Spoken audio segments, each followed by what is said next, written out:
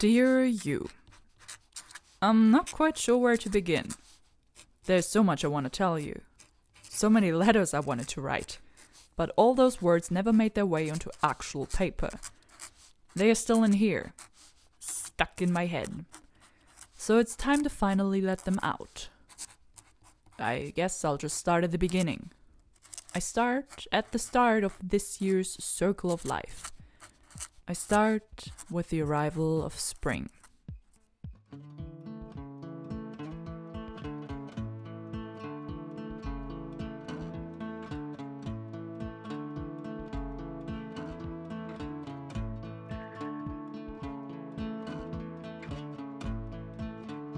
I remember how I found the first flowers of this year's spring. It was on the 12th of March, and no, I did not remember the actual date, but simply looked it up in the files of the pictures I took that day. But I do remember that I was on a very lovely walk through the forest after I successfully kidnapped the family dog from my mother's house. And there they were, growing despite the still chilly and cold temperatures at the edge of the path. I remember that I looked at them with pure joy. It felt like I haven't seen flowers in a very long time. And if I'm honest, I probably didn't. Not really. During the time I lived in the big city, I did not experience the seasons in the proper way, I guess. And before I moved to the city, I did not look at nature in the same way I am looking at it now. So I guess in some ways it was the first time I truly paid attention to spring blooming right in front of me. The more flowers I found, the more excited I got to tell you all about it. All about my beautiful spring hunt in the woods. That was the first letter I did not write. While the flowers outside were blossoming, my motivation quickly died down. Again. I fell into a hole I continuously tried to dig myself out of. For some reasons, the edges are very slippery, and every single time I think I have a strong foothold and finally everything figured out, well, down the rabbit hole I go again. And again. Because that was not the only time this spring I saw the bottom of this stupid hole. Somewhere around the end of April, it got really bad though. I felt on edge basically all the time. So I knew I had to do something, and quickly.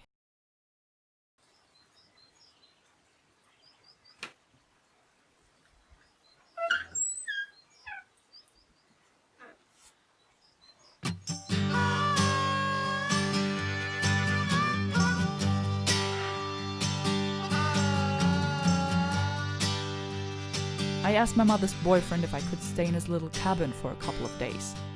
At that point, I just wanted to get away from it all. Get away from work, all those expectations I put on myself, all those possibilities that were lying in my room waiting for me to finally get around to them and start.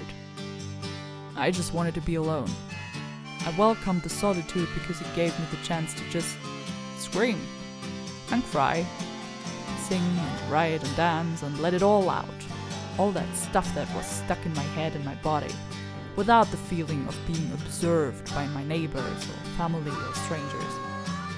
And of course, I also wanted a little vacation, and what better way to spend some alone time away from it all than in a charming wooden cabin. I mean, who does not want to live in a little cottage in the woods these days?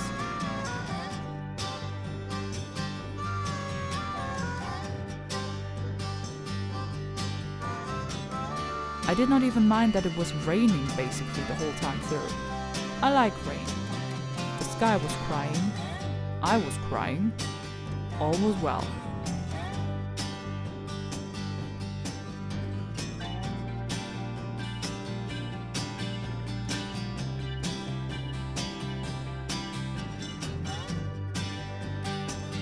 When I got back home, I wanted to tell you all about it. About the cabin, and the rain, and the crying, but I didn't.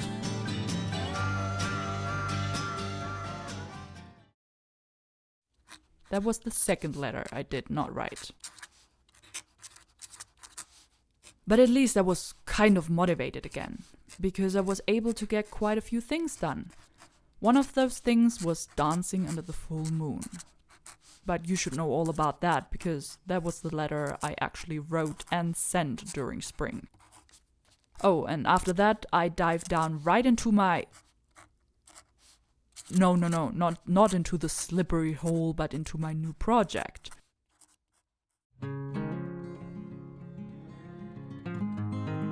I wanted to plant a little garden on my balcony. Full disclosure, I never did this before. Because again, before I moved to the city, I did not appreciate nature. And while I lived in the city, the closest I got to nature was by not killing the 2 palm trees I bought for myself when I first moved in. Anyway, I had a lot of fun with planting. And guess what? I wanted to tell you all about that too. That was the 3rd letter I did not write. Yet. Maybe it will still come, because this whole planting business came with a lot of enlightening comparisons to my own life. So I guess you have to wait and check your mailbox. Maybe there will be a new letter in there waiting for you pretty soon. If I don't fall down into my slippery hole again, that is. Because that is where I had to dig myself out of in order to write this letter. Yes, after planting my little garden and redecorating my balcony, I fell right back into the rabbit hole again. And I was stuck there for the last couple of weeks, which recently almost killed my plans. Almost. If I now look back at spring, I see a lot of ups and downs. It was like a roller coaster. Oh, which reminds me of a letter I did write during spring concerning the whole falling into slippery holes full of terrifying emotions and digging my way out of them again and again kind of thing. But that letter never found its way into your mailbox either. Huh. Let me see what I can do about that. But of course I don't want to overwhelm you with too much reading material.